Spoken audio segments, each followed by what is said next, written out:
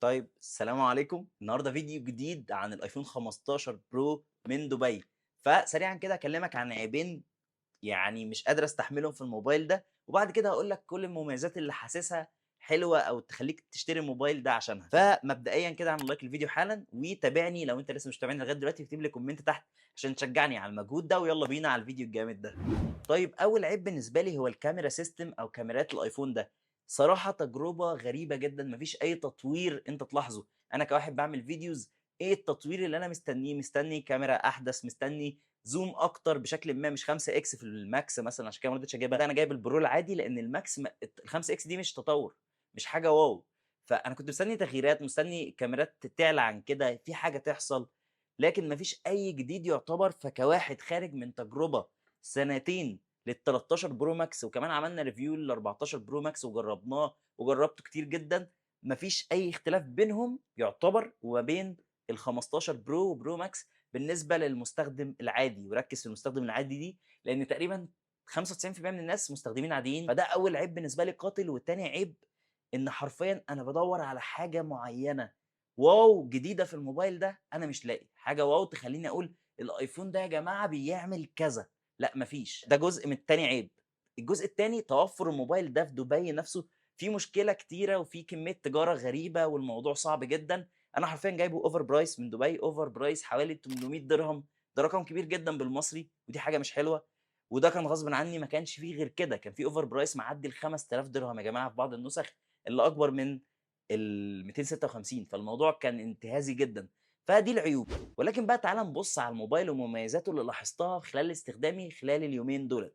فاول حاجه، الموبايل مسكته بقت روعه يا جدعان. حرفيا انا كنت بستخدم ال 12 برو واستخدمت شويه ال 14 برو، ولكن تجربه الاستخدام مع ال 15 برو حرفيا ومسكته في الايد والحواف حته تانية. الوزن طبعا خف لان طبعا من التيتانيوم دلوقتي، واللون اللي انا قررت اجيبه هو الوايت تيتانيوم. واللون ده الصراحه روعه جدا. انا كان نفسي اجيب الناتورال تيتانيوم بس ما لقيتوش، ولكن لما جبت ده انا حسيت ان هو عظيم جدا. خصوصا كمان لما جبت الكيس الاصليه من ابل بتاعته معاه، الموضوع اختلف تماما والتجربه مميزه قوي. فبالنسبه للتصميم والوزن، هو التصميم هو اللي احنا عارفينه، ولكن الوزن والايدجز الجديده دي خلت الماسكه في حته تانية، ودي حاجه لطيفه قوي. دي حاجه اكتر اصلا حاجه انا كانت بتخنقني في الايفون، وبالذات النسخه الماكس. عشان كده قررت السنه دي اوصل للبرو العادي عشان اصور بيه كل حاجه واعمل كل حاجه بدون ما ايدي توجعني وانا ماسك الموبايل. وده حققه الموبايل ده. وكمان النسخه الماكس جربتها وهبقى اتكلم عنها في فيديو مخصوص، وزنها برضو قل 20 جرام حوالي، ومسكتها بقت ناعمه بسبب الحواف دي. نيجي بقى لجزء تاني وهو زرار الاكشن. طبعا شفت كل الفيديوهات وكل الناس اتكلمت عنه، فمش محتاج اطول عنه. ولكن الصراحه عشان ما اكذبش عليك، انا مش شايف له اي استخدام. هو ميزه لبعض الناس، ولكن بالنسبه لي مش ميزه خالص. انا متعود على زرار السايلنت ده، حتى مسكت الموبايل ده كذا مره واروح عامل كده ما الاقيش حاجه بعملها.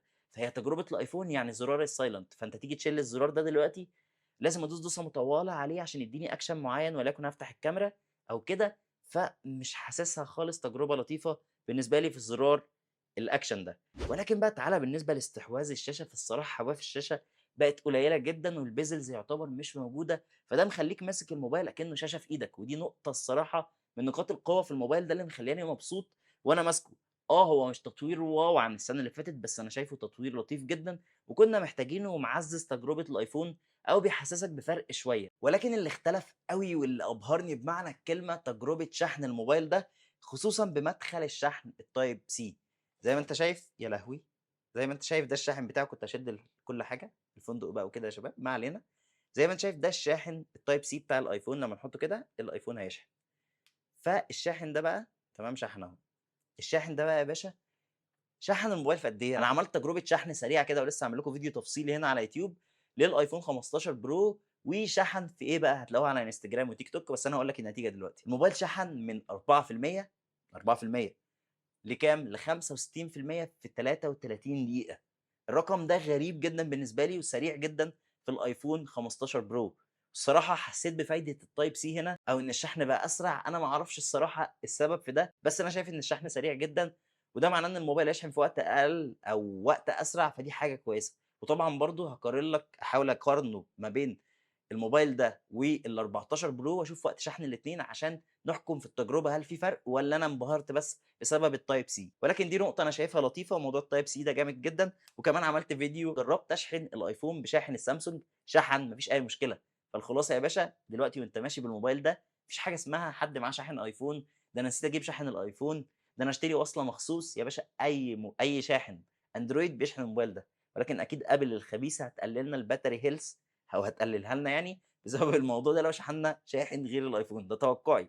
بس ايا كان تجربه الشحن لطيفه جدا، وانا شايفها من الحاجات المميزات في الموبايل ده. وطبعا في فيديو مخصوص هيبقى عن المعالج الجبار او الشبايه الجباره في الموبايل ده، او الشيب 3 نانو تكنولوجيا تصنيع. فدي حاجه حوار بمعنى الكلمه. الاي 17 برو ما سموهاش بايونيك المره دي، قالوا برو. فالشبايه دي الصراحه قويه جدا بمعنى الكلمه، وهتفرق مع اتنين بس. واحد جيمر عاوز يلعب العاب قويه، لاول مره ابل بتعرف الموبايل ده على انه موبايل جيمنج، ودي حاجه ويرد وغريبه من ابل ان هي تعملها، بس حاجه قويه جدا. وفعلا الكلام مش وخلاص، الكلام بجد، ده من اقوى الموبايلات، يمكن يكون اقوى شبايه موجوده في السوق لغايه دلوقتي. وطبعا هجرب الاداء في العاب كتيره صعبه وهشوف مع بعض الموضوع ده. وطبعًا كمان بالنسبة للناس اللي بتعمل مونتاج على الموبايل زي أنا بقى أو أي صُناع محتوى، ده هيبقى محرِّك أو engine قوي جدًا لأدائك في المونتاج، وهيخرّج لك أو هيexport الفيديوهات بسرعة. وبرضه هاعمل لكم تجربة واختبار مثلًا مع حاجة زي الأيفون 13 برو ماكس وموبايلات تانية كتير. فالخلاصة يا باشا ده كان انطباعاتي الأولية عن الأيفون 15 برو. أنت لو معاك 13 أو 14 ما تعملش upgrade، مش هتحس بفرق. اللي هيفرق مع مستخدم زيي، خصوصًا كمان إن الموبايل ده ثانية بقى أوريك دي، أقدر أصوّر ProRes على الهارد على طول. دي بقى ميزة تفرق مع واحد مصوّر، مع واحد content creator، لكن مع مستخدم عادي ما فيش اختلاف، ما فيش انبهار.